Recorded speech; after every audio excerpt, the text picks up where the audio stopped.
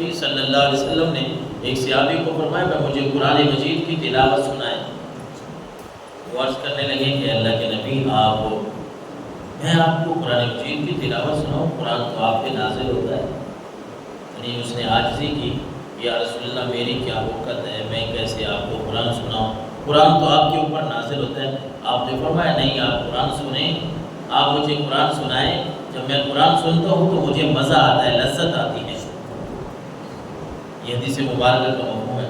پھر جب اس صحابی نے قرآن پڑھنا شروع کیا، سورہ نساء اس نے پڑھی، اور سورہ نساء کی ایک آیت ہے فَكَيْفَ إِذَا جِئْنَا مِنْ كُلِّ أُمَّةٍ بِشَهِيدٍ وَجِئْنَا بِكَ عَلَىٰ هَٰؤُلَاءِ شَهِيدًا۔ جب اس آیت پہ وہ صحابی پہنچے نا تو حضور اکرم صلی اللہ علیہ وسلم کی آنکھوں سے آنسو جاری تھے، آپ رو رہے تھے۔ کیوں؟ کیونکہ اس آیت مقدسہ میں حضور کی شان کو بیان کیا جا رہا ہے۔ اللہ نے ہمارے آقا و مولا کی شانوں کو بیان کیا، اور حضور کی عاجزی کا یہ عالم ہے کہ اپنی بات سن کے اللہ کی بارگاہ میں رو رہے ہیں۔ اور رب نے کیا فرمایا؟ فَكَيْفَ إِذَا جِئْنَا مِنْ كُلِّ أُمَّةٍ بِشَهِيدٍ وَجِئْنَا بِكَ عَلَىٰ هَٰؤُلَاءِ شَهِيدًا۔ رب نے فرمایا لوگوں، وہ کیسا وقت ہوگا، وہ کیسی گھڑی ہوگی جب ہر امت سے ایک گواہ لایا جائے گا، ہر امت سے اس کے نبی کو گواہ کے طور پہ پیش کیا جائے گا۔ نبی سے رب پوچھے گا آپ نے میرا پیغام لوگوں تک کیسے پہنچایا، لوگوں نے آپ کی بات کو سنا یا نہیں سنا؟ یہ کھڑی ہے آپ کی امت، ان میں سے کون لوگ ہیں جو ماننے والے تھے؟ ان کے نبی، ہر نبی اپنی امت کے اوپر گواہی دے رہا ہوگا، لیکن اللہ تبارک و تعالیٰ نے فرمایا وَجِئْنَا بِكَ عَلَىٰ هَٰؤُلَاءِ شَهِيدًا۔ اے نبی، ہر نبی اپنی امت پہ گواہ ہوگا، اور ہم آپ کو سارے نبیوں کے اوپر گواہ بنا کے پیش کریں گے۔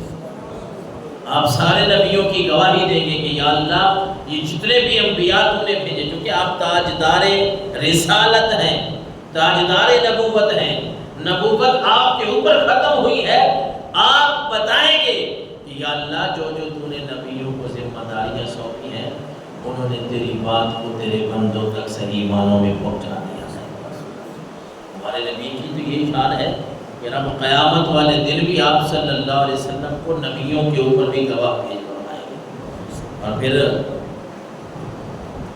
شیخ عبدالحق محدث دہلوی رحمۃ اللہ تعالیٰ علیہ، عجب لوگ برگلانے کی کوشش بڑی کر رہے ہیں، سوشل میڈیا کا زمانہ ہے، بڑے لوگوں میں نا یہ ایک آگ سی لگی ہوئی ہے۔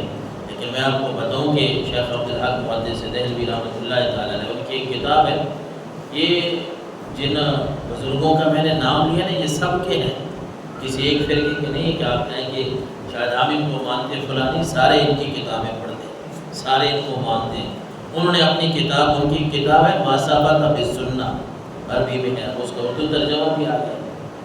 انہوں نے اس میں لکھا ہے، شیخ عبدالحق محدث دہلوی رحمۃ اللہ تعالیٰ علیہ وہ کہتے ہیں لوگوں میں تمہیں یہ بات بتاؤں کہ جو حضور سرور کونین کی ولادت کی رات ہے نا، جو آج رات آئے گی، اس کے بارے میں لکھتے ہیں شیخ عبدالحق محدث دہلوی کہ لوگوں جو حضور کی ولادت بسعادت کی رات ہے نا، یہ لیلۃ القدر سے بھی افضل رات ہے۔ لیلۃ القدر والا کون سی رات ہے؟ روزوں میں، رمضان میں جو آتی ہے رات، اللہ کے نبی نے فرمایا بآخری طاق راتوں میں لیلۃ القدر کو ڈھونڈو، اور پھر وہ سورہ قدر بھی اللہ نے نازل فرمائی، اور اس کا ثواب بیان فرمایا رب نے کہ یہ وہ رات ہے جس میں 1000 مہینے سے بھی زیادہ اس کا ثواب ہے، ایک رات کا، من الف شہر۔ اور شیخ عبدالحق محدث دہلوی کیا فرما رہے ہیں کہ لوگوں یہ حضور علیہ السلام کی جو ولادت والی رات ہے یہ لیلۃ القدر سے بھی افضل ہے۔ اچھا بھلا ویسے نہیں کہتے، ساتھ دلیل بھی دیتے ہیں، کہتے ہیں میں اس وجہ سے کہتا ہوں کہ لیلۃ القدر تو اللہ نے اپنے نبی کو عطا فرمائی ہے، لیلۃ القدر تو اللہ نے اپنے نبی کو عطا فرمائی ہے، اور حضور کی ولادت کی وہ رات ہے جس رات میرے آقا علیہ الصلوۃ والسلام اس دنیا میں تشریف لائے، اور آپ آئے تو پھر لیلۃ القدر ملی۔ پہلے آپ کی ذات ہے، آپ کی ولادت بسعادت ہے، پھر رب نے قرآن نازل فرمایا۔ اگر آپ کی ولادت کی رات ہی نہ ہوتی تو پھر لیلۃ القدر کہاں سے آتی؟ پھر یہ لیلۃ القدر، یہ رمضان المبارک کا مہینہ، یہ برکتوں والے باقی جتنے مہینے ہیں یہ کہاں سے آتے ہیں؟ یہ میرے آقا علیہ الصلوۃ والسلام کی ولادت کی خوشی ہے کہ اللہ تبارک و تعالیٰ نے ہم مومنوں پہ اپنا رحم و کرم